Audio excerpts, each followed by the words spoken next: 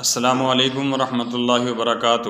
میں ہوں عزیز الرحمن، آپ دیکھ رہے ہیں مرکز نیوز۔ شریعت میں جن جانوروں کی قربانی کا حکم ہے ان جانوروں میں سے مرکز اہل سنت والجماعت میں گائے، بھینس اور بکرے کی قربانی کی جاتی ہے، اور ساتھ ساتھ مرکز اہل سنت والجماعت میں بحمد اللہ ایک اونٹ کی بھی قربانی کی جاتی ہے۔ اس سال مرکز اہل سنت والجماعت میں مجموعی طور پر 70 جانوروں کی قربانی کی گئی، جن کو منڈی سے خرید کر لانا، 2 دن ان کے چارے اور پانی کا انتظام کرنا، عید الاضحیٰ کے دن قربان گاہ تک لے آنا، ذبح کرانا اور پھر ان کا گوشت مستحقین تک پہنچانا، مرکز اہل سنت والجماعت میں موجود مفتیان کرام کی نگرانی میں یہ تمام معاملات بڑی ذمہ داری کے ساتھ ادا کیے گئے۔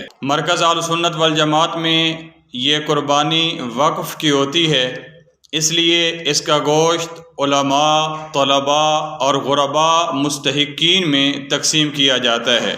عید الاضحیٰ کے دن قربانی کا عمل مکمل ہونے کے بعد مرکز اہل سنت والجماعت کی مکمل صفائی مرکز کے اساتذہ اور طلباء بڑی خوش دلی کے ساتھ مل کر کرتے ہیں۔ عید الاضحیٰ کی چھٹیاں ختم ہونے کے بعد طلباء وقت پر مرکز میں پہنچے اور آتے ہی اپنی تعلیمی سرگرمیوں میں مصروف ہو گئے۔ متکلم اسلام مولانا محمد الیاس گمن حافظہ اللہ کی جانب سے مرکز اہل سنت والجماعت کے اساتذہ اور طلباء کی ہر سال موسم کے پھل کی ایک مرتبہ دعوت ہوتی ہے۔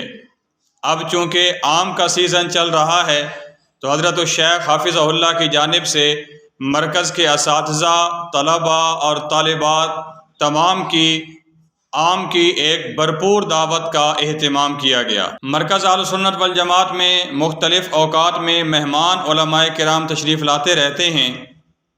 ان مہمان علماء کرام میں سے بالخصوص آس اکیڈمی لاہور سے مولانا محمد کامران اختر صاحب، مولانا محمد عبداللہ صاحب، مولانا ناصر حسن صاحب تشریف لائے۔ یہ تھی اب تک کی خبریں۔ مزید مرکز کے احوال جاننے کے لیے ہمارے چینل احناف میڈیا سروسز کے ساتھ جڑے رہیے۔ السلام علیکم ورحمۃ اللہ وبرکاتہ۔